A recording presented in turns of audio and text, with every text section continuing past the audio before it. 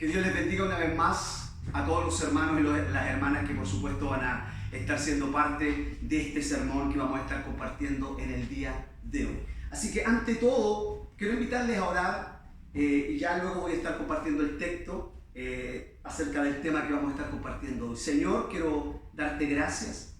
Quiero, Señor, en esta hora pedir que una vez más la asistencia de tu Espíritu Santo, Señor, se pueda manifestar sobre mi vida. Necesito tu ayuda, necesito que tú me capacites, que tú me domine de mi vida y de mi ser para poder hablar de tu palabra. Gracias por el amor que es reflejado a través, Señor, de tu presencia sobre nuestras vidas. Bendice a cada uno de mis hermanos, Señor, que oirá tu palabra. Una vez más, Señor, oro para que nuestras almas sean alimentadas, nutridas con tu palabra. Lo necesitamos, Señor. Padre, bendíganos en el nombre de Jesús. Amén y amén. Bien, una vez más, un domingo más, estamos para poder compartir lo que es la palabra del Señor. Y hoy voy a hablar de un tema muy importante, que es la providencia de Dios. Ya a un año, estamos a punto ya de cumplir, o estamos cumpliendo un año desde que, entrara, ¿cierto?, o llegara esta enfermedad también en nuestro país, COVID-19, y esta pandemia también, que ha también golpeado fuertemente no solo nuestro país, sino también el mundo entero. Pero, ¿por qué digo esto? Porque hay algo que hoy nuevamente vamos a estar viendo, y es acerca de este tema de lo que es la providencia de Dios, entendiendo que es Dios quien controla todas las cosas hacia su propósito. Y todo lo que ocurre en nuestra vida, a pesar de que a veces nosotros queremos ir en contra de la voluntad de Dios, queremos hacer las cosas a nuestra manera, pero siempre Dios, a través, ¿cierto?, de su amor, de su misericordia, de su disciplina, nos encaminará al propósito el cual Él tiene para nuestras vidas y, por supuesto, que es para la gloria de su nombre. Y hoy voy a hablar de este tema y quiero un poquitito usar un texto bíblico que lo quiero usar para comenzar a hablar de este tema, que aparece en el Salmo 50:21, y quiero explicar un poco por qué quiero hablar de este tema, ¿ya? Y lo quiero hacer usando este Salmo, que dice: estas cosas hiciste, Salmo 50:21, y yo he callado. ¿Pensabas que de cierto sería yo como tú? Pero te reprenderé y las pondré delante de tus ojos. Estas cosas hiciste y yo he callado. Pensabas que de cierto sería yo como tú, pero te reprenderé y las pondré delante de tus ojos. Bueno, ¿por qué quiero hablar de este tema? Y lo voy a explicar con este salmo, que este es un salmo donde Dios nos muestra un poquito la condición del pueblo. ¿Ya? El pueblo de Dios aborrecía lo que era la corrección, se echaba a la espalda lo que era la palabra de Dios. Si él veía al ladrón, se iba detrás de él.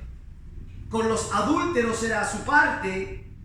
Su lengua cada día componía engaños y cada día su lengua hablaba contra su hermano. Esa era la actitud del pueblo. Es, podríamos decir, el contexto donde Dios les habla viendo esta apostasía a la cual el pueblo estaba viviendo, y el Señor le dice al pueblo, porque el pueblo pensaba que Dios era y actuaba como ellos. Es por eso que el Señor le dice, parafraseando el texto: ¿ciertamente pensabas que yo sería como tú? ¿O ciertamente pensabas que yo actuaría como tú? Viendo al ladrón se iban detrás de él, o imitaban lo que él hacía. Con los adúlteros era su parte. Su lengua componía engaños, componía enemistad contra sus hermanos. Y el pueblo pensaba que Dios actuaría de la misma manera como ellos actuaban. ¿Y por qué? Quiero explicar por qué hablo este tema hoy de la providencia de Dios. Es porque de la misma manera como el pueblo de Dios en ese entonces tenía este grave problema de que pensaba de que Dios actuaba de la manera como ellos lo hacían, es el gran problema de la iglesia de hoy. ¿Por qué digo esto? ¿Y por qué voy a hablar de la providencia de Dios? Porque hay una iglesia que hoy no conoce quién es Dios, que no conoce cómo trabaja Dios, que no sabe cómo Dios actúa, cómo Él obra para prevalecer, para que prevalezca su voluntad. O sea, en otras palabras, hoy me veo obligado a hablar de la providencia de Dios, porque hay una iglesia que no conoce los atributos de Dios. Hay una iglesia que no conoce al Dios que predica, no conoce al Dios que le canta, no conoce al Dios que le adora. Es por eso que hoy yo quiero hablar de la providencia de Dios. ¿Por qué? Porque quiero decir que donde hay una iglesia que no conoce a Dios, o donde hay una iglesia donde no está la revelación del carácter de Dios, donde hay una iglesia que no se habla de las perfecciones de Dios, entonces esa iglesia o ese pueblo perecerá. Son las palabras del Señor. Mi pueblo fue destruido, Oseas 4:6, porque le faltó conocimiento. O sea, un pueblo, una iglesia está destinada al error, está destinada al fracaso cuando no conoce a Dios. Miren lo que sigue diciendo Isaías 1:3. El buey conoce a su dueño y el asno el pesebre de su señor, pero Israel no entiende, mi pueblo no tiene conocimiento. Aquí el Señor está diciéndole al pueblo, el buey, que es un animal, conoce muy bien quién es su dueño. El asno también lo conoce, pero Israel no conoce a su Señor. No conoce al cual adora, al Dios al cual adora. No conoce al Dios al cual le adora, le canta, o al Dios del cual habla. Por eso que hoy yo quiero hablarte de la providencia de Dios, porque hay muchos que no conocen al Dios que predican. Hablan de un Dios que está muy lejos del Dios de las Escrituras. Israel, y Dios lo compara con un buey y con un asno, y perdona que yo tomé este texto, pero es el ejemplo que Dios nos pone para demostrarnos que más sabio es un buey y un asno antes que el pueblo que no tenía el conocimiento de Dios. Es por eso que cuando no tenemos el conocimiento pleno de Dios como iglesia, vamos camino al desastre. En la antigüedad Dios se quejó a un Israel apóstata. ¿Pensabas que de cierto sería yo como tú?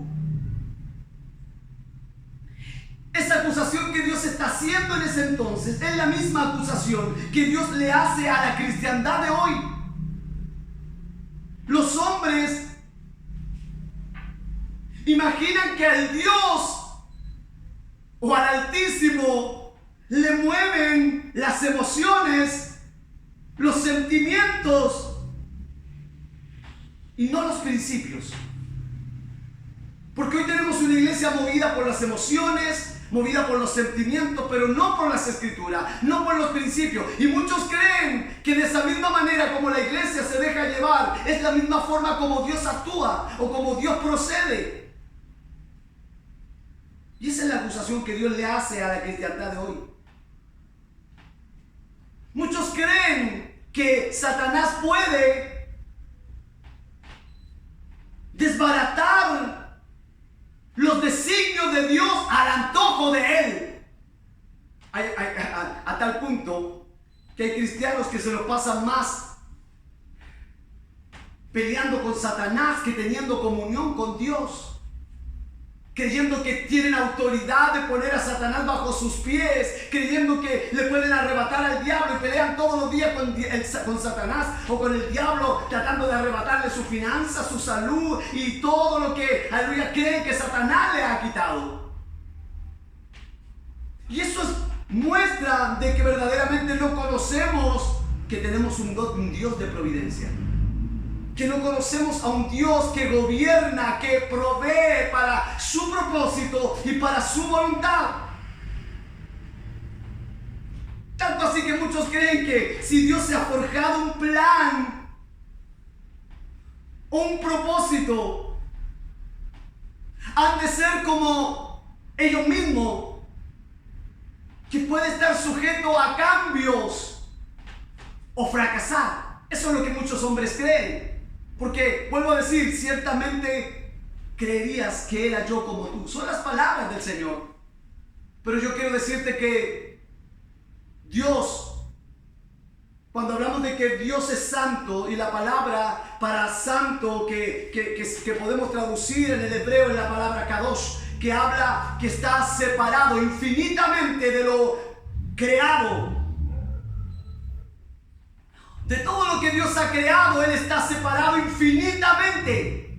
Y por decir una palabra, infinitamente. Pero eso habla de lo que es la santidad de Dios. Y yo quiero decirte que el Dios que hoy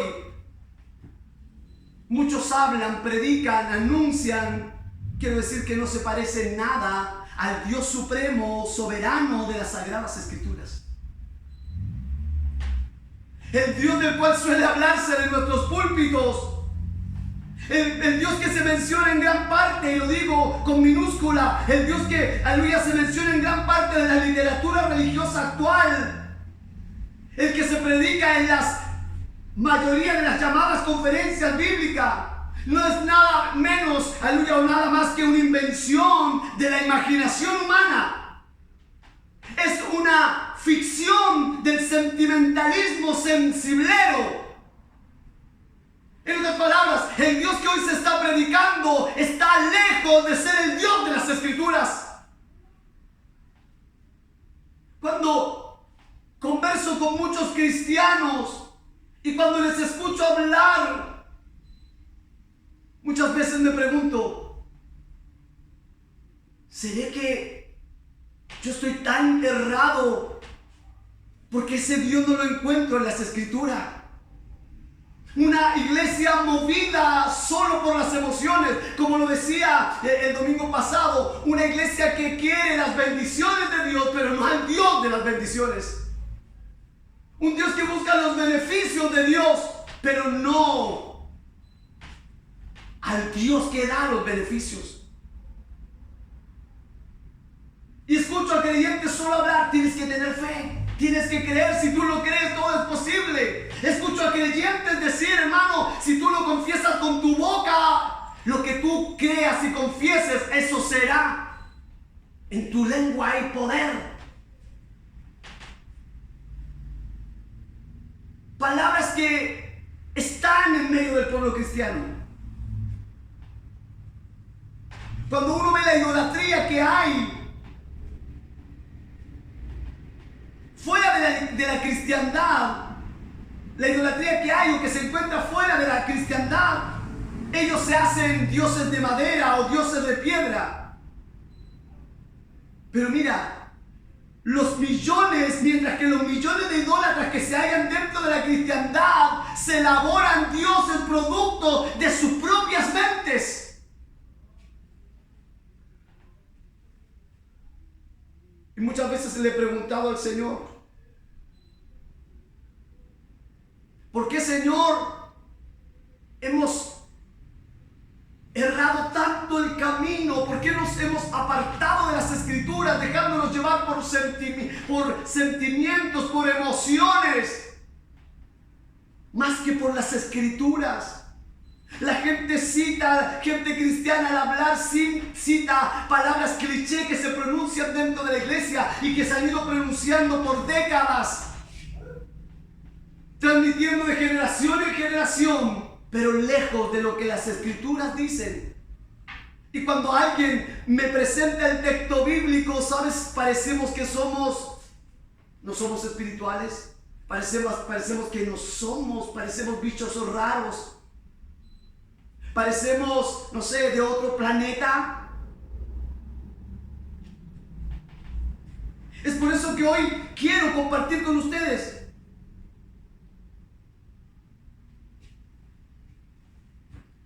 Y te pregunto, ¿creemos en un Dios absolutamente supremo, que lo controla todo? Un Dios que está por encima de todo, que nada puede resistirse a lo que Él dice o hace, que su voluntad o su propósito se cumplirá. ¿O creemos en un Dios cuya voluntad puede ser resistida? ¿En un Dios que yo puedo manejar o manipular? ¿Un Dios que Satanás puede tronchar todo lo que Él se propone hacer? Bueno, yo creo en un Dios supremo, que no hay nada que pueda detener su propósito y su voluntad, que no hay nada que pueda detener su mano. ¿Quién te dirá qué haces o quién podrá detener tu mano?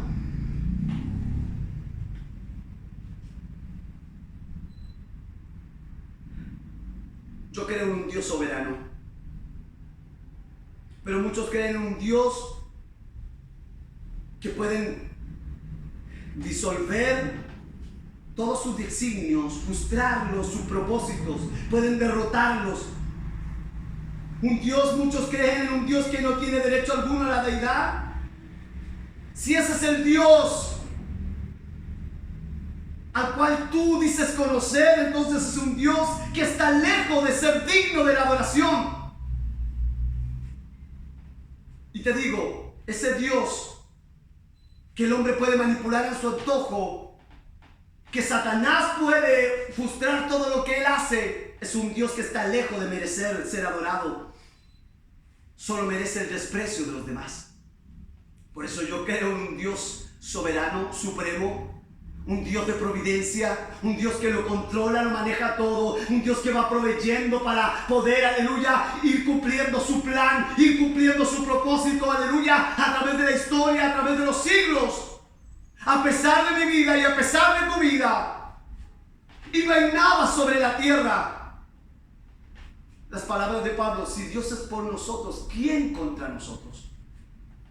¿Sabe lo que Pablo está diciendo ahí? No está hablando de un poder, aleluya, para, no sé, solamente echar fuera demonios, como es lo que muchos creen, solamente para derrotar al diablo. No, Él está hablando que si Dios, aleluya, está de parte de mía, nadie puede frustrar lo que Dios, aleluya, ha hecho conmigo.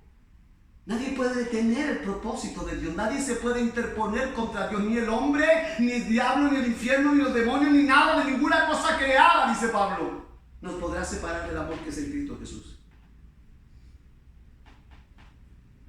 Por eso, la distancia infinita que existe entre las más poderosas criaturas y el Creador Todopoderoso es prueba de la supremacía del Dios viviente, del único Dios viviente y verdadero. Él es el alfarero y nosotros no somos más que barro en sus manos, que puede transformarnos en vaso de honra o desmenuzarnos a su gusto. Eso es lo que dice el Salmo 2:9. Los quebrantará con vara de hierro, como vasija de alfarero los desmenuzará.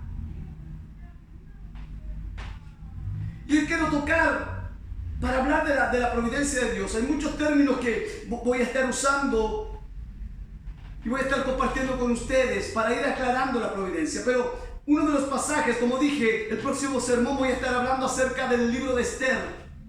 Y voy a estar compartiendo y mostrándote cómo es ese libro y cómo el pueblo allí, Dios, a pesar de que ellos estaban fuera de la voluntad de Dios, que estaban en ese grupo que no volvieron de la cautividad, y a pesar de que ellos estaban fuera de la voluntad de Dios, cómo Dios, aleluya, fue proveyendo, cómo Dios fue, aleluya, en su providencia, provocando las circunstancias, los momentos para que ese pueblo se volviera a Él. Y eso es lo que hace Dios. Pero hoy quiero mostrarte unos pasajes bíblicos, porque uno también de los pasajes, claro, que nos hablan de la providencia de Dios, es el libro de Génesis. Génesis 50, 15 al 26. Y quiero que veamos en este pasaje cómo la providencia de Dios se ve reflejada en el cuidado, en su guía, en su gobierno sobre las personas, sobre las circunstancias y sobre los eventos. En el pasado, en el presente y en el futuro. Y todo para la gloria y el bien de su pueblo.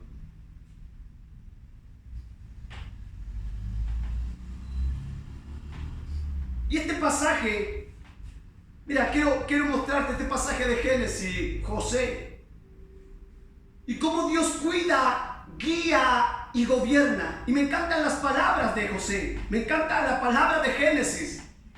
Cómo Dios fue un Dios de providencia, cómo Dios fue proveyendo, cómo Dios fue orquestando, cómo Dios fue, aleluya, manejando todo para que se cumpliera el propósito el cual Él tenía a través de su pueblo. Todos conocemos la historia. Y mira, en este pasaje nos muestra Génesis 50, 15, 26. Después de la muerte de Jacob, ya conocemos, José fue vendido a Egipto. Cuando sus hermanos vienen por alimento, José se da a conocer a sus hermanos traen a su padre, vienen a Egipto a vivir con él. Pero mira lo que sucede después de la muerte de Jacob,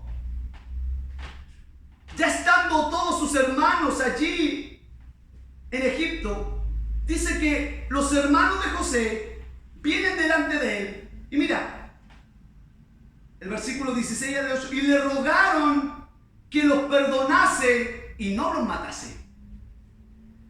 O sea, ya Jacob había muerto. Los hermanos de José dijeron, ahora murió nuestro padre y ahora nuestro hermano José se va a vengar de nosotros. Habían habido un trastorno impresionante de eventos. Los que un día habían arrojado a José a una fosa, los que lo habían vendido a Egipto, los que se habían burlado una y otra vez de él, ahora le suplicaban que les perdonara la vida. Es más, les suplican que los haga siervo de ellos o de él.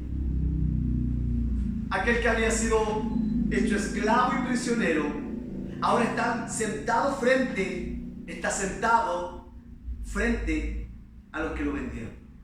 Ese que había sido prisionero, esclavo, sus hermanos lo habían vendido para ello, hoy está sentado frente a sus hermanos, los cuales se le están rogando y los cuales se le están suplicando: no nos mates, perdónanos, José.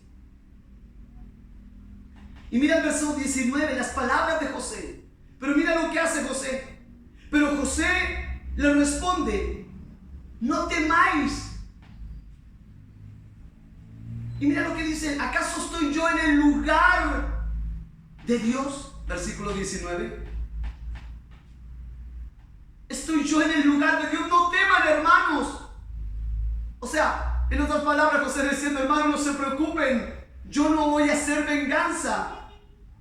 ¿Por qué? Porque José había entendido perfectamente que todo había sido conforme a la voluntad soberana de Dios.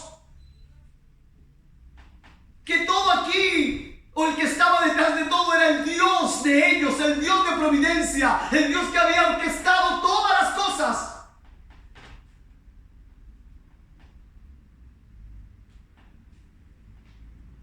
Entonces, José entiende perfectamente que Dios obra conforme a su voluntad.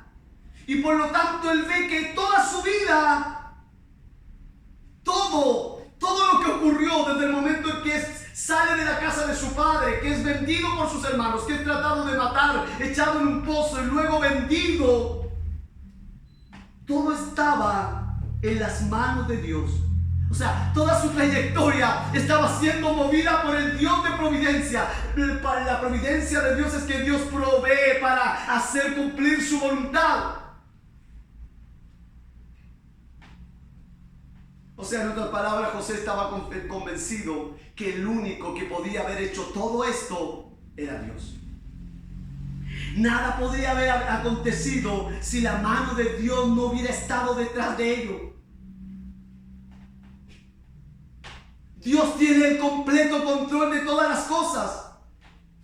Escúchalo bien, lo voy a decir. Dios tiene el control completo de todas las cosas. Pero mira, ojo lo que voy a decir. Es verdad, sí es verdad. Los hermanos de Josué actuaron bajo su propia voluntad de venderlo como esclavo. Era la voluntad de ellos. Es verdad. También la esposa de Potifar actuó, aleluya, como a ella le pareció al tratar de seducir a José y luego mintió acerca de lo que había acontecido. Fue la voluntad de la mujer de Potifar. Sí, el faraón también, aparentemente de su propia voluntad, decidió sacar a José de la cárcel y hacerlo grande en el reino. Pero mira lo que nos dice la Biblia. La Biblia es clara en afirmar que aún las personas están sujetas al control soberano de Dios. En otras palabras, Él mueve los corazones de las personas conforme a Él le place. Mira lo que dice Proverbio 21:1. En la mano del Señor, o en las manos del Señor, el corazón del rey es como un río. Sigue el curso que el Señor le ha trazado. O sea, es como que el Señor crea una zanja con una parte más honda y otra más arriba, no tan honda, y hace que el agua corra hacia los pastizales como a Él le place. Él le da dirección a los ríos. Así es la mano del rey, así es la mano del hombre, aleluya, así es la mano de Dios, o así actúa el hombre en las manos de Dios. O Dios lo mueve a su antojo, Dios lo mueve a su manera, Dios lo lleva como Él quiere. Los hermanos de José actuaron por su voluntad, es verdad. Pero aquello lo cual ellos hicieron, Dios estaba arreglando. Te lo explico de esta manera. ¿Cómo actúa la providencia de Dios? Los hermanos de José planificaron matar. Estaban decididos a matar a su hermano. Pero Dios en su providencia obra en el corazón de Benjamín, aleluya, para que impida que su hermano sea muerto. Y lo echen al pozo o a un pozo. De la misma manera, luego ellos nuevamente se empeñan en matar a su hermano. Y esa es la voluntad de ellos, hacerlo, matar a su hermano. Pero luego actúa y Dios en su providencia ya había provisto, aleluya, que pasara un grupo de hombres ismaelitas a los cuales Dios movió el corazón de sus hermanos para que lo vendieran. Así es la providencia de Dios. Dios va orquestando todas las cosas antes de que las cosas sucedan. Y lo hace para la gloria de su nombre. Lo hace para cumplir su gran plan. Este pequeño plan, el plan de José, para que lo entiendas, aleluya, la vida de José, Dios la orquestó para su gran plan. Es por eso siempre he dicho, cuando muchos decimos, o muchos predicadores le dicen a los hermanos, hermano, Dios te ha llamado para algo grande. Dios tiene un llamado glorioso para ti. Pero yo siempre digo, lo glorioso y lo maravilloso es que nosotros seamos parte del gran plan. Ese que un día fue orquestado allá en la eternidad por nuestro Dios, Padre, Hijo y Espíritu Santo. Aleluya, para salvar a la humanidad. Allí estábamos nosotros en el corazón de Dios. Aleluya, estábamos para un día ser perdonados y ser salvados. Qué glorioso.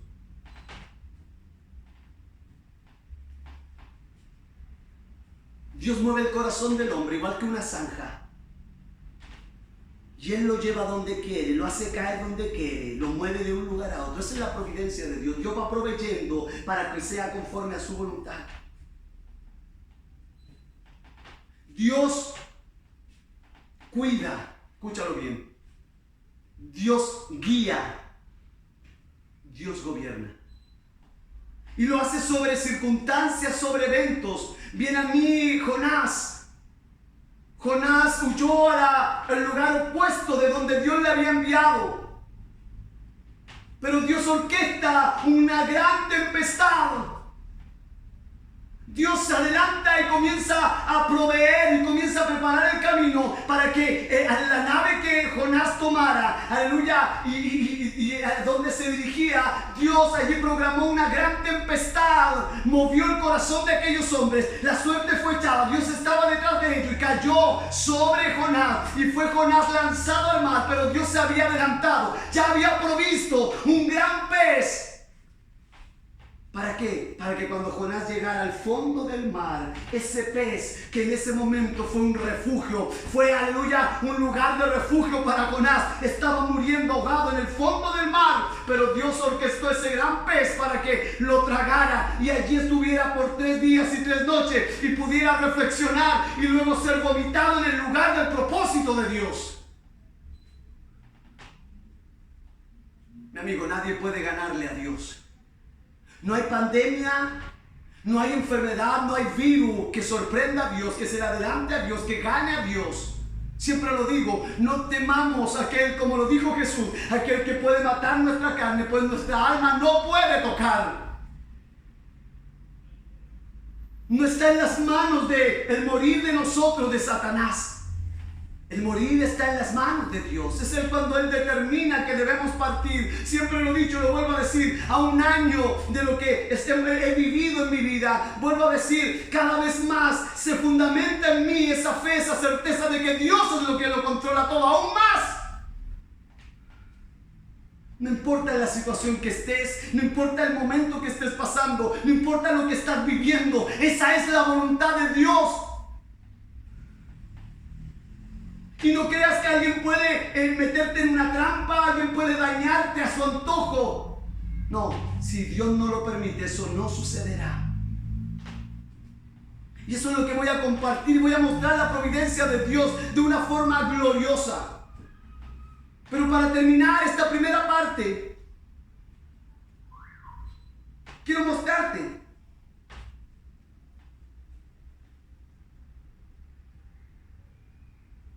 cómo Dios se movió para cuidar a su pueblo. Había venido una sequía, ya José estaba en Egipto. Había venido una sequía, la cual había sido mostrada a José. Aquí había una gran tragedia ocurriría. ¿Por qué? Porque el pueblo de Israel se terminaría. Después de haber sido un pueblo llamado, escogido. Pero nota cómo Dios tenía un propósito en todo. Y son las palabras de José una vez más hacia sus hermanos. Vosotros pensasteis mal contra mí. Mira lo que dice José, vosotros pensasteis mal contra mí. Hermanos, hay muchos predicadores que enseñan que pueden pisotear a Satanás, que pueden hacer lo que él quiere con ello. Pero la palabra del Señor nos dice, y el libro de Judas dice, que cuando Moisés murió, dice que vino un ángel y disputó el cuerpo de Moisés con Satanás. Pero él no refirió palabras de maldición el ángel, sino que dijo, el Señor te reprenda. Nosotros no tenemos ninguna autoridad sobre el infierno, sobre los demonios, sobre el diablo. Si hoy nosotros podemos estar protegidos, hoy podemos estar en pie, aleluya, porque hay uno más grande que todos, que el infierno, que los demonios, que el diablo, y ese es Dios, quien está de nuestro lado. Mira, Dios se adelanta. Y mira lo que dice aquí, el hambre podría matarlo a todos, pero Dios ya se había adelantado a lo que iba a ocurrir. Vosotros pensaste mal contra mí, dice José, mas Dios lo encaminó a bien. Vosotros me quisisteis vender, vosotros me quisisteis matar, dice José, vosotros me quisisteis hacer mal, pero todo eso Dios ya lo tenía encaminado. Dios se iba adelantando, llevándolo al propósito de Él, para preservar a su pueblo. Cada vez que el enemigo quiere destruirte, dañarte, aleluya, quitarte del propósito de Dios, no puede, porque Dios ya va adelante, abriendo un camino, abriendo una puerta para llevarte a su propósito y para llevarte a su voluntad.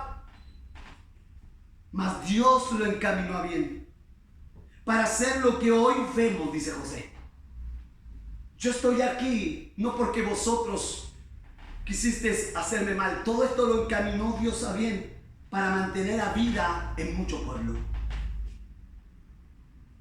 Ese era el propósito de Dios, preservar a su pueblo. Por eso Dios tiene un plan siempre para todo lo que hace. Todo el mal de los hermanos de José, Dios lo usó para la gloria de su nombre. Dios tenía de antemano a todos los actores, por decirlo así, que iban a entrar en esta escena para cumplir su plan de preservar a su pueblo. la historia fue al pie de la letra.